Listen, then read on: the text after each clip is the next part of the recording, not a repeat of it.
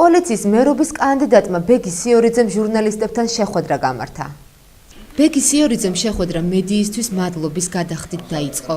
ჟურნალისტების მიერ გაწეული სამუშაო მთელი წინასაარჩევნო კამპანიის მანძილზე დადებითად შეაფასა და მერად არჩევის შემთხვევაში გამჭვირვალე საქმიანობას და ღია თანამშრომლობას დაპირდა.